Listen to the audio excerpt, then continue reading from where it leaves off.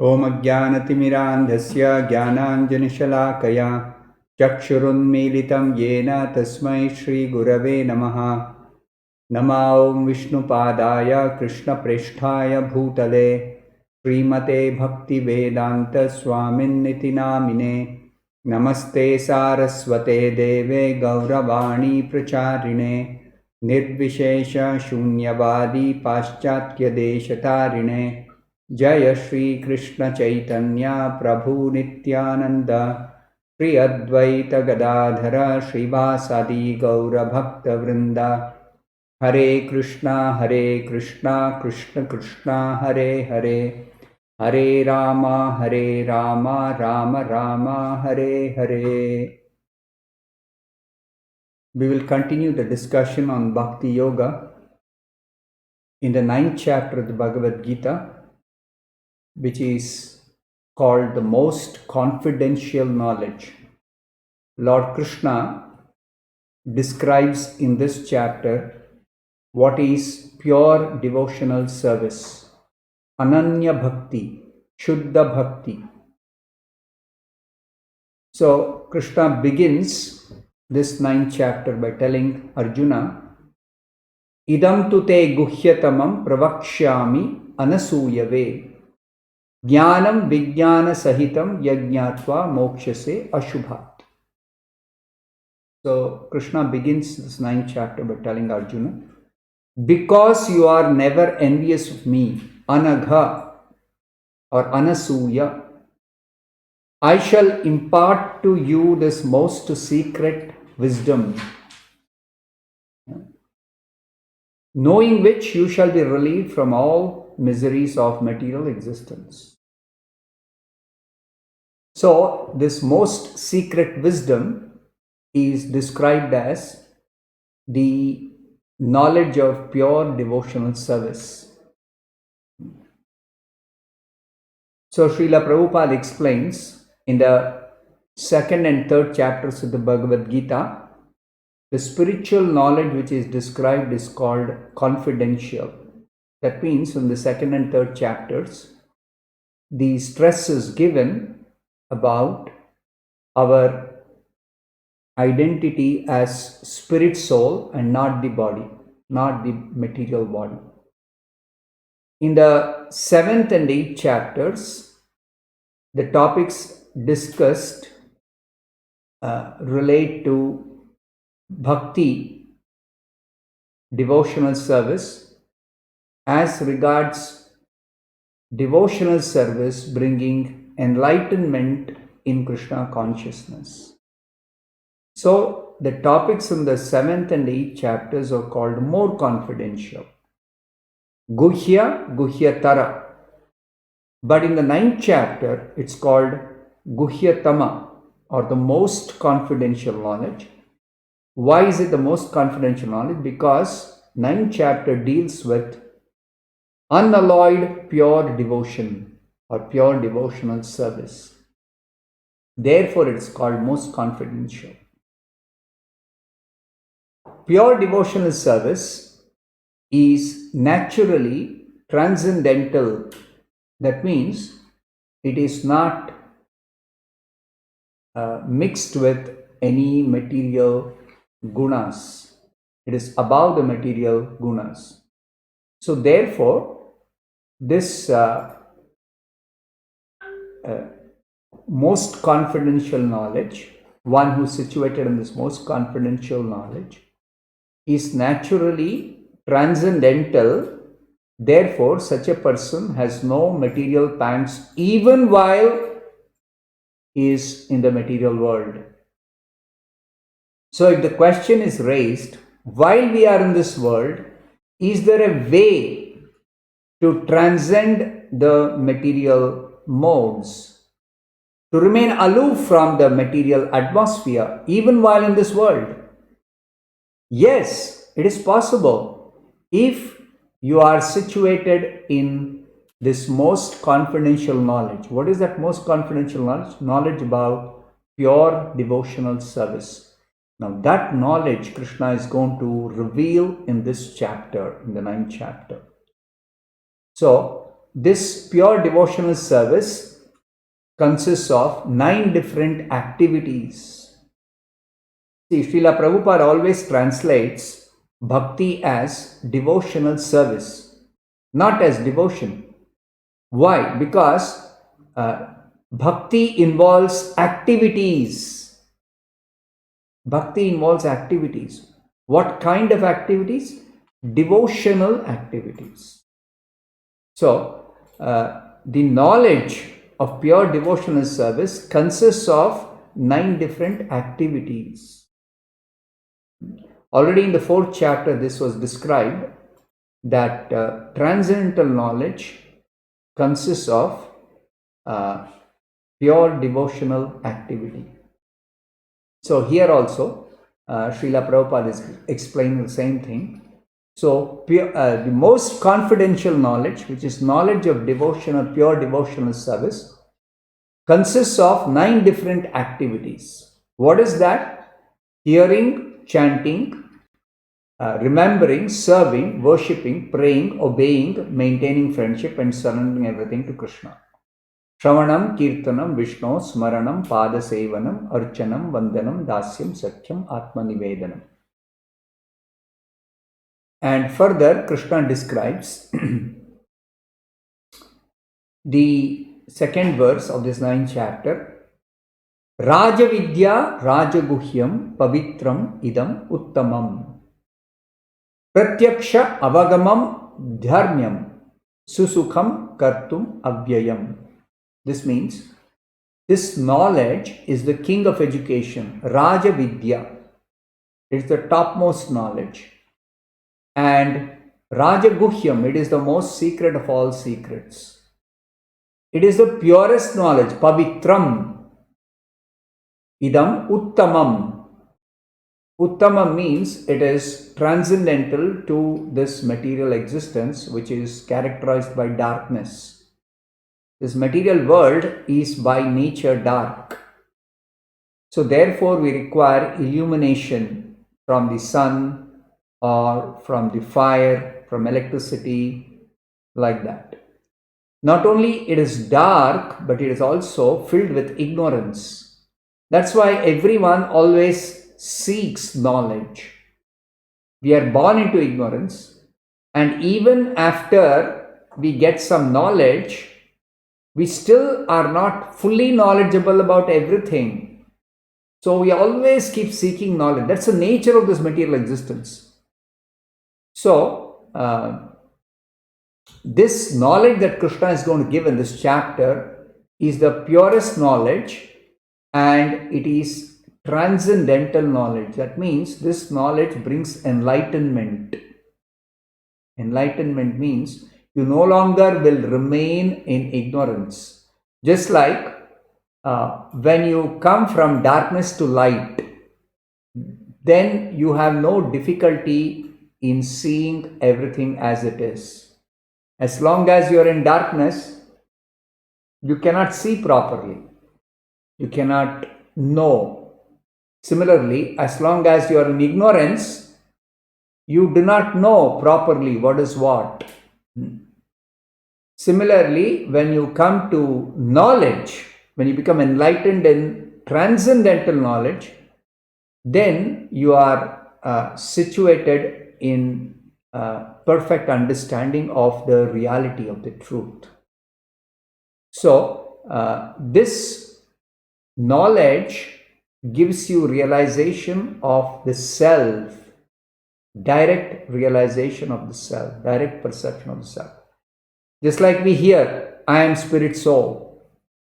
Now, how do you perceive your spirit soul? It is by this knowledge of pure devotional service. Now, knowledge of pure devotional service is not merely some information or some theoretical understanding, but it is actually devotional service or devotional activity. So to perceive the self, you have to act devotionally. Only then you can perceive the self. Then Krishna describes so many different details about this pure devotional service. One particular verse I would like to mention today particularly is the 26th verse, where he describes Patram pushpam phalam toyam yo me bhaktya prayachati tadaham bhakti upahrutam ashnami prayatatmanaha. The meaning is very simple. If one offers me with love and devotion a leaf, a flower, a fruit, or a little water, I will accept it. So Krishna is particularly teaching us that we have to offer some items like this: a leaf. Mind you, Krishna is telling one leaf, patram. In Sanskrit, patram means one leaf. Pushpam, one flower. Phalam, one fruit. Toyam, little water. So he says, I will accept it. Now, what is the significance of this statement? It is explained by Srila Prabhupada that in the 3rd chapter, Krishna had told that only remnants of sacrifice are to be taken. Yajna shishta ashinaha santaha. Those who are devotees, they accept only remnants of sacrifice, food offered in sacrifice to Krishna, or remnants of food offered to Krishna even as an offering during worship, naivedya. So only that is fit for consumption by a human being who wants to advance in spiritual life and purify one's existence. But those who don't offer food simply eat. They are eating sin. Therefore, it is important to make an offering of the food. So it is said here that one should prepare nice simple vegetarian dishes and offer before the picture or deity of Lord Krishna, and bow down to him and pray to him to accept such a humble offering. In this way, one can actually make advancement in spiritual life, purify one's existence, create fine brain tissues which will lead to clear thinking about the ultimate goal of life. Now, this offering should be made, as Krishna says, bhaktya prayachati, has to be made with love, attitude of love. Because we should remember, Krishna has no need for any food. He is self-sufficient. He possesses and owns everything in the whole creation. So he is not in need of anything. Then why is he asking, offer me with something like flower or fruit or water? He is asking us to offer because only that way we will become purified. We will become free from sin. So he accepts only the love that is offered, and whatever else that is offered, the medium of offering. Through offering a fruit, we are offering our loving devotion to Krishna. So Krishna accepts that loving devotion, and then he reciprocates by giving us his love. So the food which is offered, before offering, it was not having any love of Krishna. So after offering to Krishna with our love and devotion, Krishna reciprocates by giving us back the remnants of what is offered as prasadam, means mixed with his love and loving reciprocation. So the important element in preparation, in serving and offering is to act with love for Krishna. Now we can see in the Bhagavatam, there is a very nice example of a devotee who offered to Krishna something very, very insignificant, but he offered with love. The story of Sudama offering Krishna some dry, chipped rice, flat rice, avalakki, aval, whatever you say in some other language, poha. So the wonderful narration is there by Shukadeva Goswami to Parikshit Maharaj while describing the pastimes of Krishna towards the end of the 10th canto. Shukadeva Goswami narrates that Lord Krishna had a certain Brahmana friend. He just says a Brahmana friend. Actually, later on the reference is made. His name was Sudama. And this Sudama was very learned in Vedic knowledge, and he was detached completely from all sense enjoyment. That's the result of actually being enlightened in Vedic knowledge. What happens? One becomes detached materially. His mind was peaceful, and his senses were completely subdued. Living as a householder, he maintained himself with whatever came of its own accord. Now his wife, Sudama's wife, suffered along with him and was emaciated from hunger. See, a Brahmana in the Vedic culture, he maintains himself by whatever gifts or donations or dana, charity, people may give. Now, how does he get this dana or charity from people? When he gives some service to them.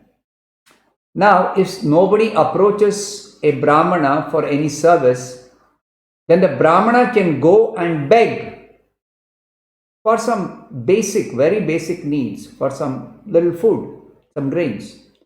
But the Sudama, he would not even go and beg when nobody would come to take some service and give some dakshina or give something in charity. So many days would pass by when nobody comes and he doesn't have any charity coming his way. So he will simply fast. If today nobody came to give any charity, any dana, any gift, Sudama will simply fast. And his wife, along with him, will also fast. She will never complain. She was a chaste wife and she never used to complain. So both Sudama and his wife had become very, very skinny because they generally would fast. That means they would simply drink some water and sleep if nobody came and gave any dana. And you know that a Brahmana householder never hoards any grains, never stores anything for the next day. Every day he just takes as much as is needed. If somebody gives a lot of donation for in giving charity, then the Brahmana will perform a yajna and then he will distribute all the excess that he does not require for the day. This is how a Brahmana ideally lives. He always lives with enough, whatever comes for one day. He doesn't think tomorrow nobody may give, so today I have excess, let me keep it for tomorrow. No, he never holds. So in this way, Sudama was living. Now this wife one day of this chaste wife of this poverty-stricken Brahmana, Sudama, she approached him and trembling with fear, she began to speak. O Brahmana, isn't it true that the husband of the goddess of fortune is the personal friend of your exalted self? That greatest of Yadavas, the Supreme Lord Krishna, is compassionate to Brahmanas and very willing to grant them his shelter. Please approach him, the real shelter of all saints. He will certainly give you abundant wealth to such a suffering householder as you. Lord Krishna is now the ruler of the Bhojas, Vrishnis, Andakas and is staying at Dwaraka. Krishna's friend Sudama used to stay in a place called Sudamapuri. Now it's called Sudamapuri. Porbandar. It is very near Dwaraka. So that's how this Brahmana's wife had information that Krishna was staying at Dwaraka and she was imploring Sudama, please go and visit him.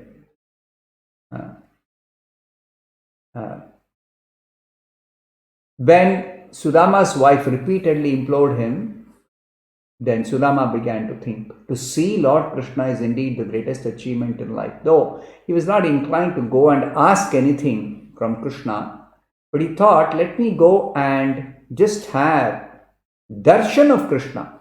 That indeed is the greatest achievement in life. Let me go. So he decided to go, but he told her, my dear good wife, if there is anything in the house I can take as a gift for Krishna, please give it to me. He himself knows there is nothing in the house, but he's telling his wife, if there is something, please give me. So what did the wife do? For the sake of Sudama to take a gift for his friend, the Supreme Lord Krishna, the king of Dwaraka, she went and begged 4 handfuls of flat rice from the neighboring Brahmanas, chipped rice or flat rice, and tied the rice in a torn piece of cloth and gave it to her husband as a present for Lord Krishna. For the sake of gift, she was willing to beg, but for their own need, they will never beg. See the standard of living of this enlightened Brahmana and his wife. Most exalted standard. Taking the flat rice, this Sudama Brahmana set off for Dwaraka. It was just walking distance. It was not very far. So, all the while he was wondering, how will I be able to actually have darshan of Krishna? But when he went, this Brahmana was joined by some other local Brahmanas. They passed through 3 guard stations and went through 3 gateways. Krishna, as the king, he had complete protection by his military arrangements. So, but Brahmanas were allowed without any need for any permission. They could directly go in and meet the Supreme Lord Krishna, as a Brahmana generally approaches a king in the Vedic culture. They can directly go and approach the king. They don't have to seek permission, anything like that. So the Sudama, along with some other Brahmanas, were allowed directly to walk through all the security gates. And finally, when they went past the homes of Lord Krishna's devotees, the Andakas, the Vrishnis, the Bhojas, they saw the beautiful palaces in which they were all living. Then finally they reached the opulent palaces belonging to the Supreme Lord himself, 16,000 queens and 16,000 palaces.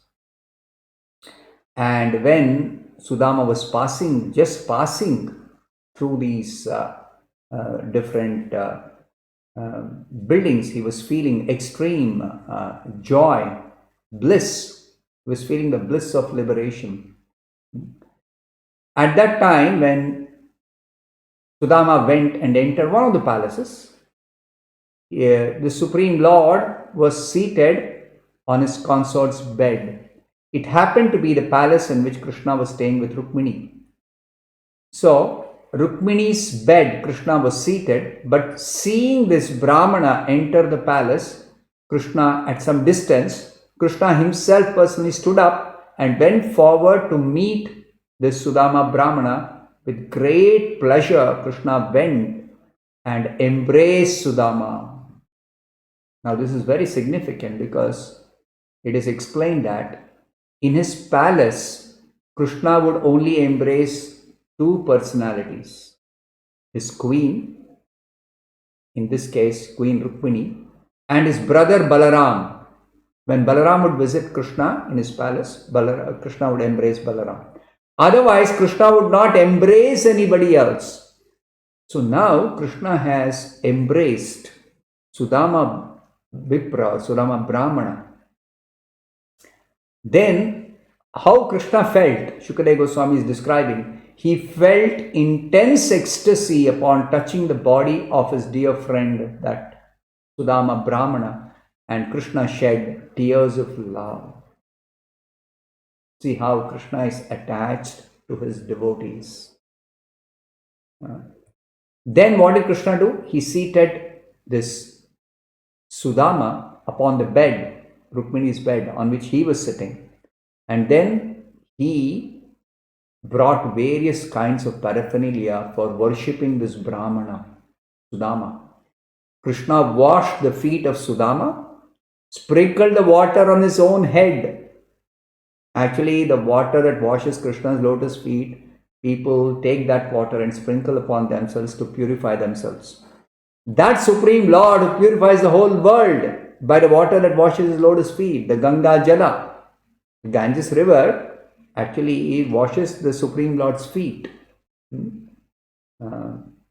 That's how Ganga river has become a means of purifying for everyone in the entire universe. So that Supreme Lord, he is washing the feet of his devotee and sprinkling on his head.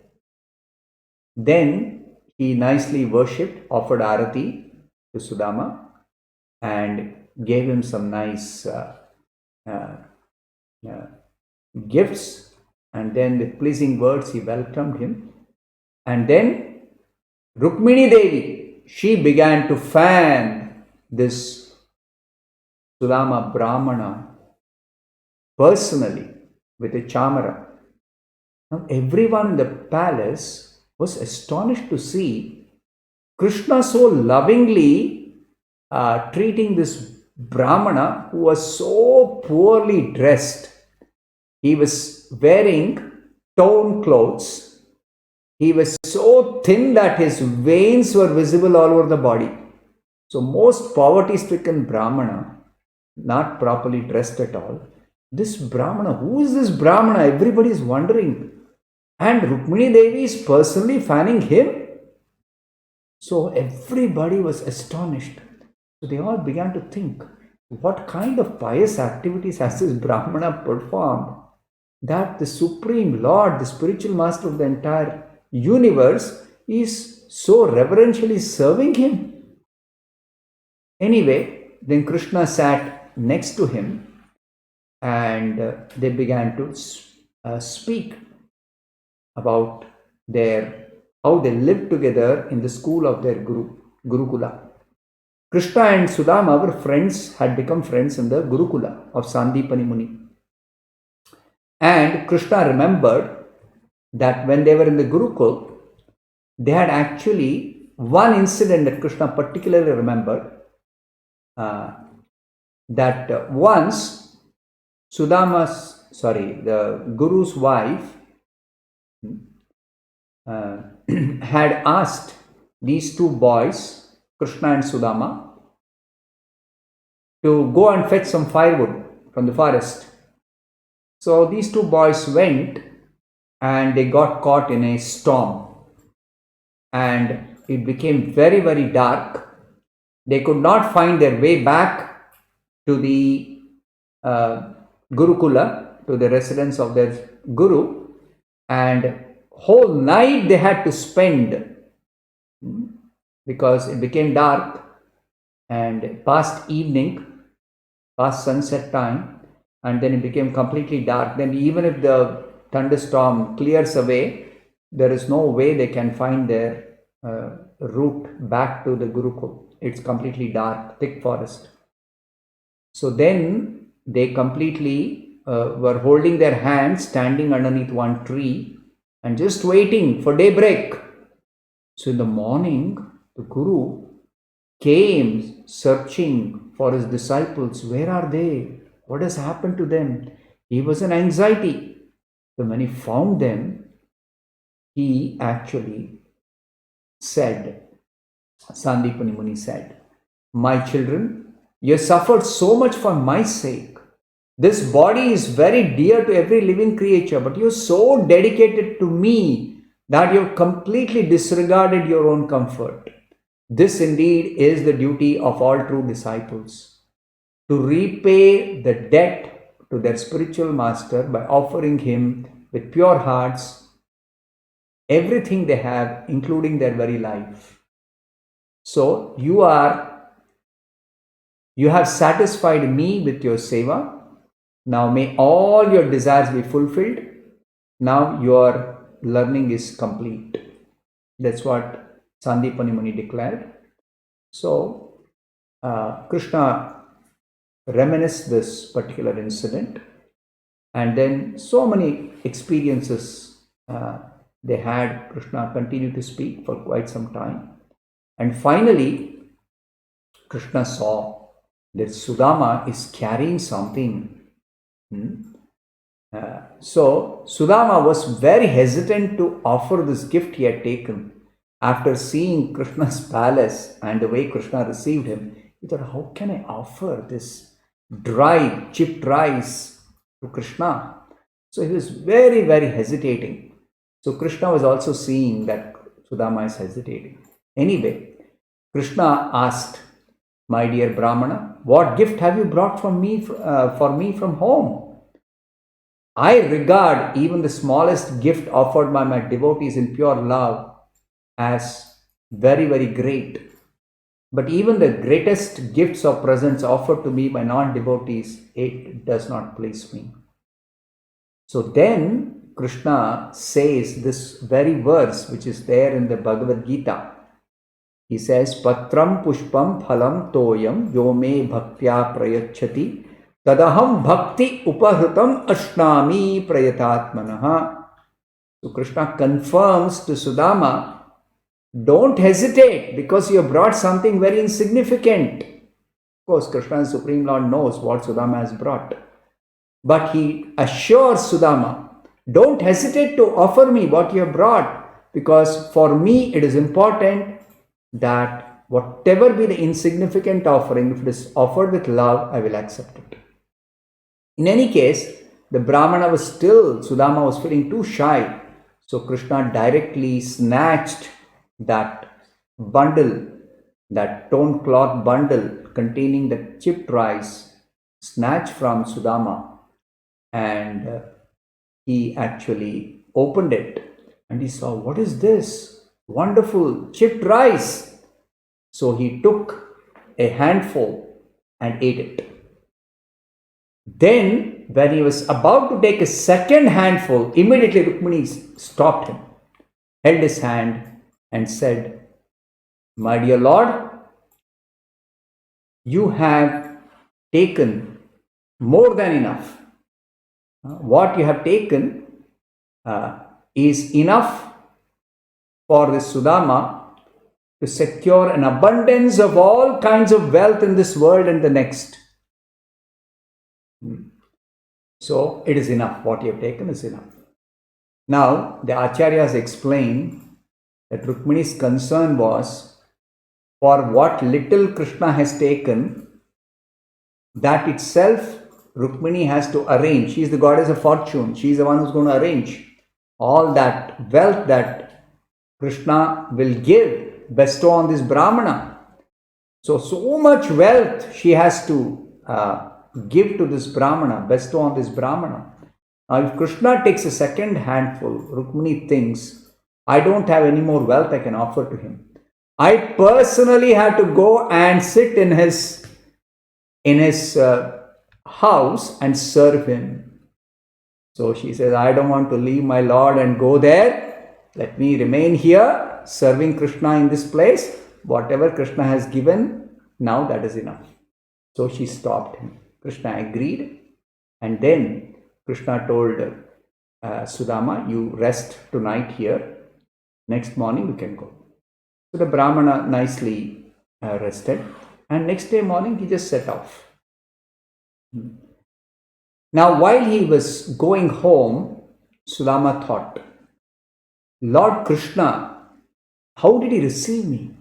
He personally embraced me. Kwaham daridra papiyan. Who am I? I am a sinful, poverty-stricken, sinful person. Daridra papiya. Now, the understanding is a person suffers from poverty only because of his past sinful deeds. Because everybody gets whatever they are deserving according to their past karma. So Sudama thought, I am poverty stricken because of my past sinful activities. I am such a sinful, poverty stricken fellow. And who is Krishna? Kwa Krishnaha, Sriniketanaha. He is the husband of the goddess of fortune. Even though I am a Brahma Bandhu Ivasmaham, I am simply a friend of a Brahmana. I am not a real Brahmana. I am simply unqualified so-called Brahmana. Bahubhyam parirambitaha. He personally embraced me. He personally embraced me. So Krishna is so kind to me. So very, very kind to me. And then he treated me just as one of his own brothers, made me sit on the bed of his beloved consort, and she was fanning me, and he offered me nice worship, nice arati. He fed me nice food stuff. He made me stay in his personal palace. So how much he has nicely treated me. So truly he is the greatest well-wisher of the Brahmanas. Krishna is worshipped by his prayer, Namo Brahmanya Devaya, Go Brahmana Hitaya Cha. So this is really true. But then Sudama also began to think that Krishna did not offer me any wealth, because he knows that this poverty-stricken fellow, wretched fellow, if he suddenly becomes rich, then he'll forget Krishna, he'll forget devotion, he'll forget every Brahmanical principle. He'll become intoxicated by wealth. So he did not grant me any wealth. So I am eternally grateful to the Supreme Lord for the way he treated me. At the same time, he did not give me any wealth. So thinking like this, Sudama walked happily back home. And when he reached home, he suddenly saw in the place of his residence, there is a big palace, a palatial building, a mansion, palatial mansion. So he thought, I've come to the wrong place. Then he traced back his steps and began to search. Has he missed the way? Then by the other signs, he could understand that he has not missed the way. So somehow he's searching. He's not finding his little hut where he was living. Suddenly he saw from the palatial mansion his wife coming out. She was beautifully dressed like a demigoddess from the heavenly planets, and she was all smile, and she came and nicely received him and took him inside. Then as he went inside, he realized this is not possible because of any pious activity of mine. It is only possible because of my great friend, the Supreme Lord Krishna.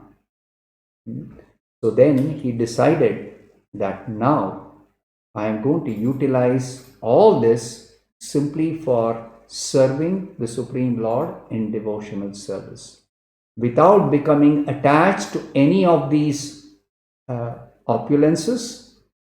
I am simply going to engage myself in devotional service, and in this way I will maintain my devotion to the Supreme Lord. So then Sudama said one more important thing.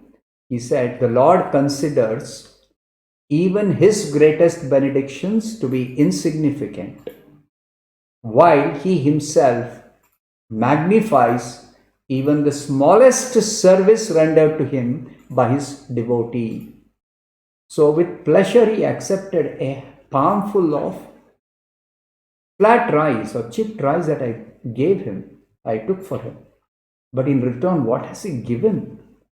He has given so much wealth. In fact, Krishna decided that people may think that my devotees are really poverty-stricken, but I want to teach the world that my devotees are actually not poverty-stricken. They may appear to be like that, but they are actually wealthy. Now, to make people understand that my devotees are not poverty stricken, Krishna decided he is going to give Sudama more wealth than what even Indra possesses, the king of heaven. So more than that, I am going to bestow wealth upon Sudama.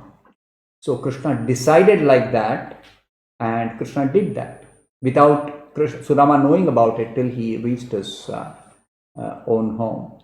So this is a very good lesson for all of us, how Sudama regards his devotees' offering and how he reciprocates with his devotees.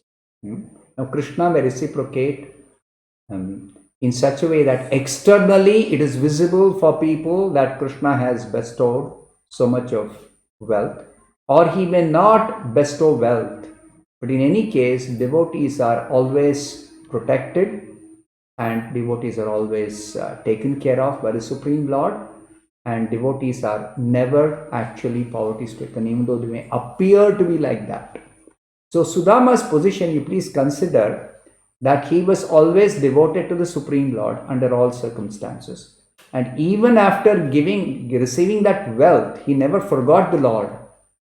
It is only a quality of a devotee that in any situation, whether he's poverty stricken or he's having a lot of wealth, a devotee's characteristic is in all conditions he is devoted to serving the Supreme Lord with whatever he has. So that is the characteristic of a real devotee. So I'll stop here. Thank you very much. Hare Krishna.